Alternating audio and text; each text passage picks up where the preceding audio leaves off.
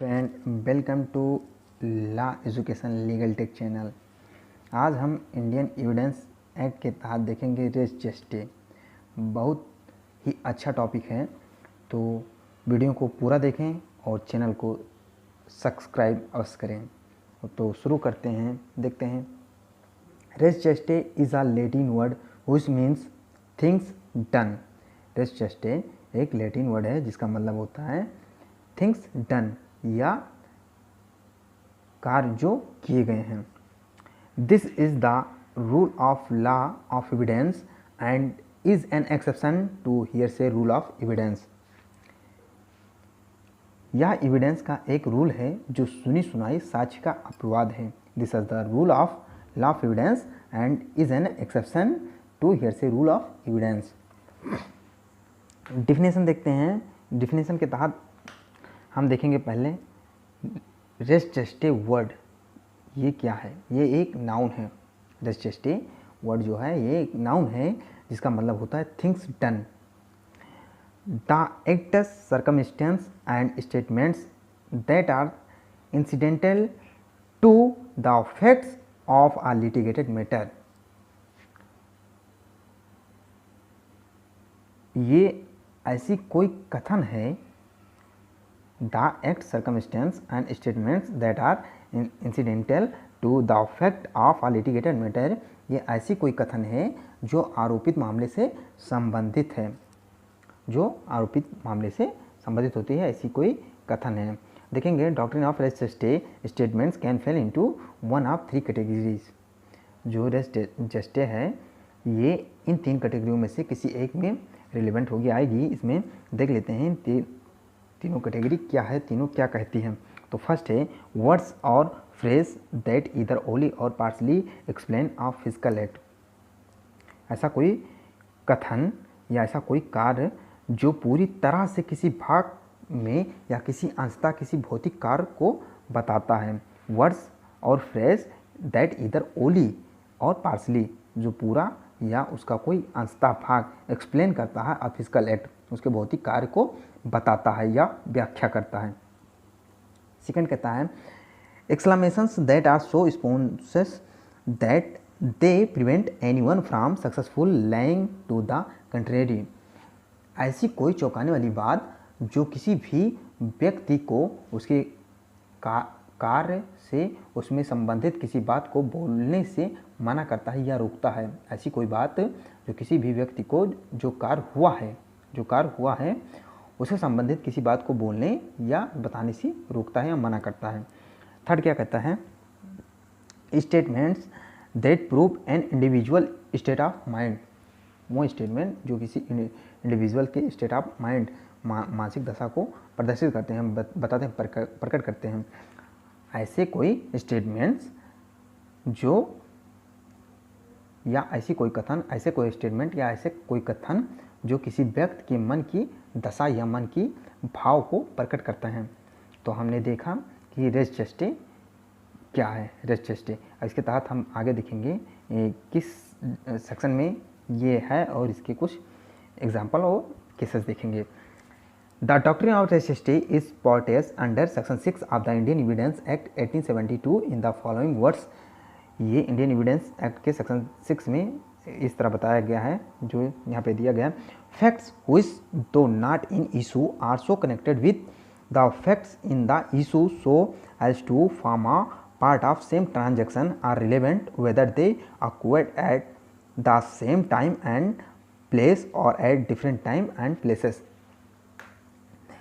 वह तथ्य जो विवाद का विषय नहीं है लेकिन विवाद के तथ्यों से या विवाद के विषयों से ऐसे जुड़े हैं कि वह उसी संव्यवहार के भाग बन जाते हैं। ये कहता है इसका डिफिनेशन कि वह तथ्य, वह फैक्ट जो उस विवाद के विषय नहीं है, जो कोई विवाद है उसके ये विषय नहीं है, लेकिन उस विवाद के तथ्यों और विषयों से इस प्रकार जुड़े हैं कि वो उसी संव्यवहार के भाग बन जाते हैं।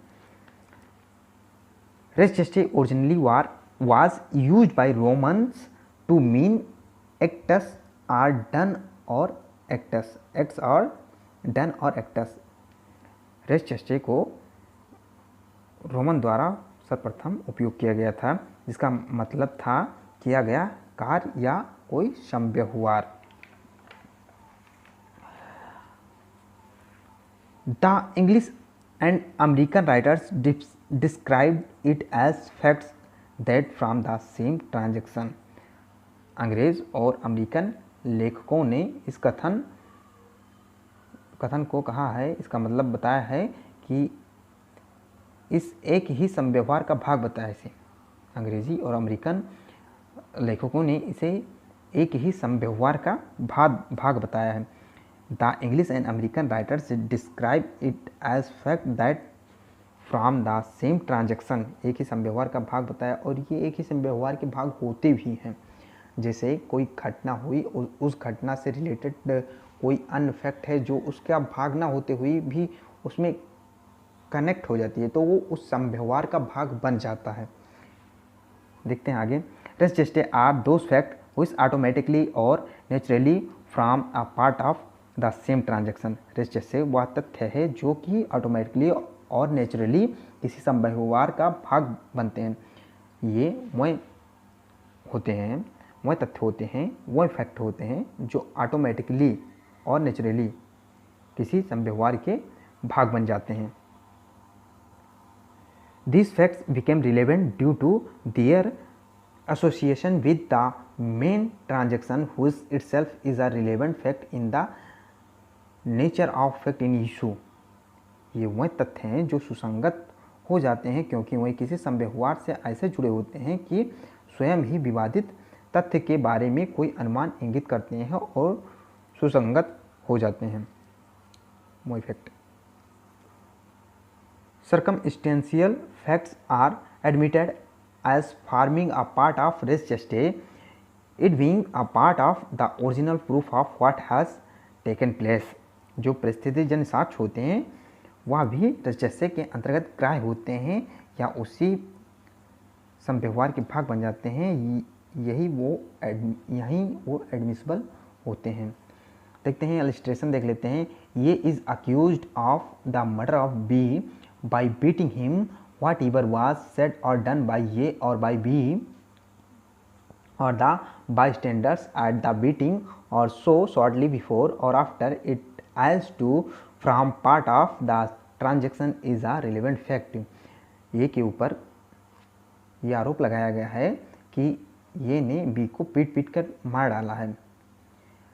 पीटे जाते समय या पीटे जाने के बाद ये ने जो कुछ कहा या बी ने जो कुछ कहा या वहाँ पर आसपास खड़े लोगों ने जो कुछ कहा, ये सारी बातें पार्ट ऑफ ट्रांजैक्शन हैं। ये उसी घटना के संव्यवहार के भाग बन गए हैं जो कि सेक्शन 6 में रिलेवेंट होते हैं, सुसंगत होते हैं। देख लेते हैं case Ratan versus queen. The victim wife, जो विक्टिम है wife, had called the police for help but before operator could connect her to the police, her call was disconnected। कहता है कि जो विक्टिम है वाइफ है, had called the police for help, police को call किया help के लिए। Before operator could connect her call to the police, her call was disconnected। इससे पहले कि ऑपरेटर पुलिस को कॉल कनेक्ट करता, उसका कॉल डिस्कनेक्ट हो गया। Later the police found her dead body from her house from where the call was made। बाद में पुलिस को उसकी डेड बॉडी वहीं से प्राप्त हुई जहाँ से कॉल किया गया था, उसके घर से वहीं से प्राप्त हुई जहाँ से उसने कॉल किया था। And the time of death and the time of phone call was almost same. जो मृत्यु का समय था और कॉल करने का समय था वो लगभग दोनों सेम ही था। The call made to the police come under the preview of section 6 and thereby defeated the accused husband's defense that he accidentally fired his wife। उसकी बातों को डिफीट कर दिया गया, जो उसके पति ने कहा, उसके पति के बातों को डिफीट कर दिया कि उसने कहा कि ये एक्सीडेंटली उस पर फायर हो गया था वाइफ के ऊपर। क्योंकि ये सारे फैक्ट जो हैं ये रिलेवेंट हैं एक दूसरे से, ये बताते हैं कि उस दौरान कुछ ना कुछ घटना हुई थी, क्योंकि उसने जब कॉल किया था, कॉल करने का समय और मृत्यु का समय दोनों सेम है, तो ये इस घटना को बताते हैं कि कुछ ना कुछ तो हुआ होगा। अगला केस है Sukhar versus state of UP. The accuse in this case shot the victim when he raise an alarm. On hearing the alarm the witnesses reach almost at the same time. When the victim told that the accused shot at him the victim did not die. Accuse जो है the accuse in this case shot the victim, accuse जो है वो इस case में victim पर shoot कर देता है, गोली चला देता है। When he raise an alarm, जब वो आवाज़ लगाता है। ऑन हियरिंग द अलार्म, उस आवाज़ को सुनकर the witnesses reach almost at the same time, उसी समय विटनेस वहाँ पहुँचता है। व्हेन द विक्टिम टोल्ड, जब तो विक्टिम उससे बताता है that the accused shot at him, कि अक्यूज ने उस पर गोली चला दी। The victim did not die, victim मरा नहीं था। The accused was charge with section 307 IPC 8060. However, during the trial, the victim died despite being hearsay evidence. The statement of the witnesses was held to be admissible at it formed a part of the same transaction. The event of the victim being shot and the witnesses being told by the victim about the accused was contemporaneous. ये कहता है कि उस समय क्या हुआ कि victim जो था वो मरा नहीं, तो उसको IPC की धारा 307 के तहत चार्ज किया गया और ड्यूरिंग ट्रायल के दौरान ही उसकी मृत्यु हो गई। ट्रायल के दौरान ही मृत्यु हो गई, तो इसे हियर से एविडेंस के रूप में ग्राह्य किया गया, सेक्शन 6 में रिलेवेंट किया गया, क्योंकि विक्टिम ने वही चीज़ बताया जो उस गवाह ने वही चीज़ बताया, विटनेस ने वही चीज़ बताया जो विक्टिम ने उससे कहा था, क्योंकि उसने अपने आँखों से, जो विटनेसेस था उसने अपनी आँखों से गोली चलाते हुए नहीं देखा था, केवल उसे